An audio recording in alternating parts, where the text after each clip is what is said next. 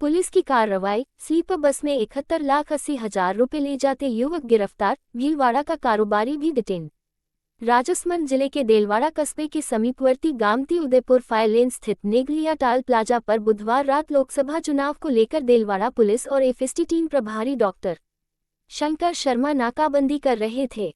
वाहनों की तलाशी की जा रही थी कि इस दौरान भीलवाड़ा से सूरत जा रही अंजनी पुत्र ट्रैवल्स की स्लीपर बस को रुकवाया। इसमें सवार एक युवक के बैग से 71.80 लाख रुपए बरामद कर युवक को गिरफ्तार किया। रतलाम रेलवे स्टेशन पर नकद 65 लाख रुपए के साथ पकड़ाया युवक। आयकर विभाग करेगा जांच, देखिए वीडियो। रतलाम 30 मार्च। ई खबर टुडे। रतलाम के रेलवे स्टेशन पर एक युवक आज तड़के 4 बजे 65 लाख रुपए नकद के साथ पकड़ाया। ये राशि लेकर वह मुंबई जाने वाला था। जीआरपी और आरपीएफ की संयुक्त कार्यवाही में पकड़े गए इस युवक की राशि जब्त कर ली गई है। शासकीय रेल पुलिस जीआरपी थाना प्रभारी रामबरन सिंह कुशवाहा ने बताया कि लोकसभा चुनाव के चलते लगी चुनाव आचार संहिता के मद्देनजर रेलवे स्टेशन पर आरपीएफ और जीआरपी द्वारा सघन चेकिंग की जा रही थी। इसी दौरान एक युवक मिला जिसके पास एक बैग था। बैग की तलाशी लेने पर उसमें बड़ी मात्रा में नकद राशि मिली। युवक को जीआरपी थाने लाया गया, जहां उसने पूछताछ में अपना नाम एस कुमार मूनत पिता ऋषभ मूनत निवासी सेठजी का बाजार रतलाम बताया। उसने बताया कि उसकी सोना चांदी की दुकान है और वह नकदी 65 लाख लेकर मुंबई व्यवसाय के लिए जा रहा था। जीआरपी ने युवक के पास से बरामद हुई नकद राशि जब्त कर ली है। युवक को नोटिस देकर छोड़ दिया गया है। जीआरपी ने नकद राशि पकड़ाए जाने की सूचना आयकर विभाग को दे दी है। मामले की जांच अब आयकर विभाग द्वारा की जाएगी। लोकसभा इलेक्शन 2024, जब हेडमास्टर साहब के नाम आया एक मामूली लिफाफा खोला तो निकला लोकसभा का टिकट। लोकसभा इलेक्शन 2024 चुनावी किस्सों की सीरीज में आज हम आपके लिए लाए हैं साल 1971 का एक बड़ा ही रोचक किस्सा। दरअसल अभी की तरह ही साल 1971 में भी चुनावी माहौल था। एक दिन मधुबनी जिले के घोघरडीहा के सुदैडीह राजकीय विद्यालय के हेडमास्टर रहे पंडित जगन्नाथ मिश्र के नाम एक लिफाफा आया, जिसे खोला तो वह हैरान रह गए। ब्रजमोहन मिश्र, मधुबनी, आपके पास एक आम सा लिफाफा आए जिसे आप कोई संदेश समझकर खोलेंगे, लेकिन उसमें लोकसभा चुनाव लड़ने के लिए टिकट हो तो कैसा होगा? अरे हैरान मत होइए, ऐसा 1971 के लोकसभा चुनाव में हुआ था। मधुबनी जिले के घोघरडीहा के सुदैडीह राजकीय विद्यालय के हेडमास्टर रहे पंडित जगन्नाथ मिश्र को डाक से लिफाफा मिला और उसे खोला तो लोकसभा चुनाव लड़ने के लिए कांग्रेस का टिकट था। दरअसल साल 1971 की बात है। लोकसभा चुनाव के प्रचार प्रसार जारी था। इसी बीच एक दिन हेडमास्टर रहे पंडित जगन्नाथ मिश्र को डाकिये ने दिल्ली से आया एक लिफाफा ला कर दिया। उसमें लोकसभा चुनाव लड़ने के लिए कांग्रेस का टिकट था।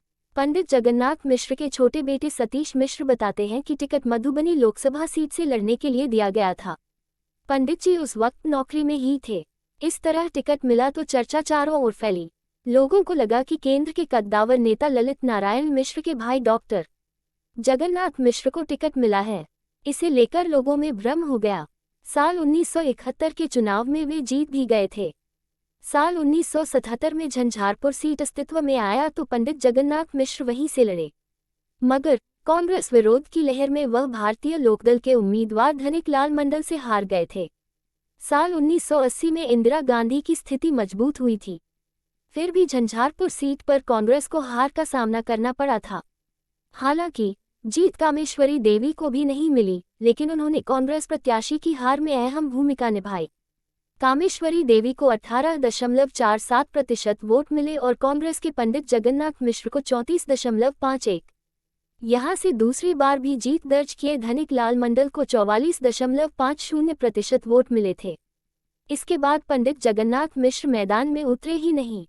एम्प्लॉयज सैलरी पेमेंट, कर्मचारियों को जल्द होगा वेतन भत्ते का भुगतान। 14.30 करोड़ रुपए की राशि आवंटित, खाते में आएंगे इतने रुपए।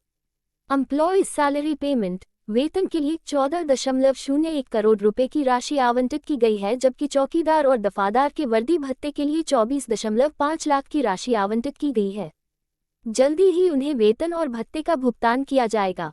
इसके लिए विभाग द्वारा 14.30 करोड़ रुपए आवंटित किए गए हैं। विभाग द्वारा करोड़ रुपए आवंटित। दरअसल चौकीदार और दफादार के वेतन और वर्दी भत्ता के लिए आपदा प्रबंधन विभाग द्वारा करोड़ रुपए आवंटित किए गए हैं। वित्तीय वर्ष 2023-24 के लिए राशि आवंटित की गई है। सभी जिलों के जिला को सरकार से राशि की निकासी की जाएगी। इसके साथ ही कर्मचारियों के वेतन का भुगतान किया जाएगा। डीसी को भी आदेश जारी। सभी जिले के चौकीदार और दफादार के वेतन के लिए 14.01 करोड़ रुपए की राशि आवंटित की गई है, जबकि चौकीदार और दफादार के वर्दी भत्ते के लिए 24.5 लाख की राशि आवंटित की गई है। बता दें कि झारखंड के रांची, सिमडेगा, कोडरमा, गढ़वा, चाईबासा, सरायकेला, हजारीबाग, गुमला, लातेहार, रामगढ़, देवघर के लिए चौकीदार और दफादार को जल्दी वेतन और भत्ते का भुगतान किया जाना है। तिहाड़ जेल से ऐसे चलेगी सरकार, केजरीवाल बने रह सकते हैं दिल्ली के सीएम, ये है 5 विकल्प। दिल्ली के मुख्यमंत्री अरविंद केजरीवाल को शराब घोटाला मामले में तिहाड़ जेल भेज दिया गया है। हालांकि उन्होंने मुख्यमंत्री पद से इस्तीफा नहीं दिया है। आम आदमी पार्टी का कहना है कि वो जेल से ही दिल्ली की सरकार चलाएंगे। ऐसे में अब केजरीवाल के पास क्या क्या विकल्प हैं? दिल्ली के मुख्यमंत्री अरविंद केजरीवाल को शराब घोटाले में 15 दिनों की न्यायिक हिरासत में तिहाड़ जेल भेज दिया गया है। केजरीवाल देश के पहले ऐसे मुख्यमंत्री हैं जिन्हें पद पर रहते हुए गिरफ्तार किया गया है। गिरफ्तारी के बावजूद केजरीवाल ने मुख्यमंत्री पद से इस्तीफा नहीं देने का फैसला किया है। हालांकि मुख्यमंत्री को जेल से सरकार चलाने देने की अनुमति का अधिकार दिल्ली के उपराज्यपाल के ही पास है। ऐसे में अरविंद केजरीवाल के पास क्या क्या विकल्प बचते हैं? विकल्प 1, अरविंद केजरीवाल मुख्यमंत्री बने रहे और उन्हें जेल के अंदर एक विशेष व्यवस्था के तहत सरकार चलाने की अनुमति दे दी जाए, लेकिन इस विकल्प की संभावना काफी कम है क्योंकि उपराज्यपाल ने जेल से सरकार नहीं चलाने का आश्वासन दिल्ली वालों को दिया है। जेल के अंदर मीटिंग और फाइल देखने जैसी व्यवस्था जेल मैनुअल में नहीं है और अगर उपराज्यपाल चाहे तभी इसकी अनुमति मिल सकती है। विकल्प 2, अरविंद केजरीवाल मुख्यमंत्री बने रहे और अपनी जगह कैबिनेट के किसी एक मंत्री को अपनी अनुपस्थिति में मुख्यमंत्री कार्यालय के कामकाज देखने का जिम्मा दे दें। ऐसा आमतौर पर तब होता है जब मुख्यमंत्री कहीं बाहर होते हैं या किसी तरीके की मेडिकल इमरजेंसी जैसी हालत होती है। केजरीवाल के जेल जाने की स्थिति में ऐसी अनुमति उपराज्यपाल या राष्ट्रपति देंगे, यह अभी स्पष्ट नहीं है। तिहाड़ जेल भेजे गए सीएम केजरीवाल, पीएम मोदी को लेकर क्या कहा? दिल्ली के सीएम केजरीवाल को 15 दिनों के लिए न्यायिक हिरासत में भेज दिया गया है। सीएम केजरीवाल को तिहाड़ जेल में रखा जाएगा। दरअसल 1 अप्रैल को हिरासत अवधि समाप्त होने पर केंद्रीय एजेंसी ने सीएम केजरीवाल को दिल्ली की राउज एवेन्यू कोर्ट में पेश किया था। ईडी ने कोर्ट से सीएम केजरीवाल की 15 दिनों की न्यायिक हिरासत की मांग की थी, जिस पर राउज एवेन्यू कोर्ट ने मुहर लगाते हुए सीएम केजरीवाल को 15 दिनों की न्यायिक हिरासत में भेजने का आदेश दे दिया। इसके पहले कोर्ट में पेशी के लिए ले जाने के दौरान सीएम केजरीवाल ने कहा कि पीएम मोदी जो कर रहे हैं ठीक नहीं कर रहे हैं। केजरीवाल का आईफोन अनलॉक कराने एप्पल के पास पहुंची एड, जानिए क्या बोली कंपनी।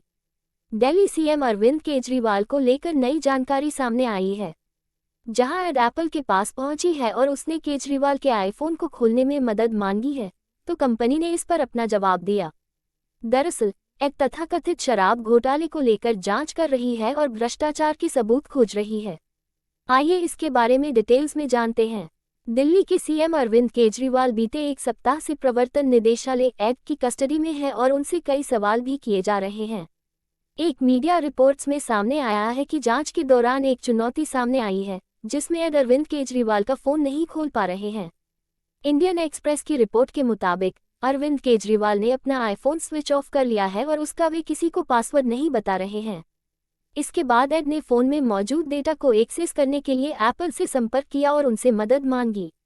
एप्पल आईफोन अपने हाई सिक्योरिटी की वजह से काफ़ी चर्चा में रहते हैं। एंड्रॉयड स्मार्टफोन की तुलना में आईफोन ज़्यादा सिक्योर बताए जाते हैं। साथ ही बिना पासवर्ड के आईफोन का डेटा एक्सेस नहीं किया जा सकता है। एप्पल ने एड को क्या दिया जवाब? रिपोर्ट में बताया कि एड ने जब एप्पल से संपर्क किया और अरविंद केजरीवाल के फ़ोन को ओपन करने के लिए मदद मांगी, तो कंपनी ने कहा कि डेटा हासिल करने के लिए पासवर्ड जरूरी है। एड को केजरीवाल के 4 फ़ोन मिले थे, जिन्हें जब्त कर लिया गया।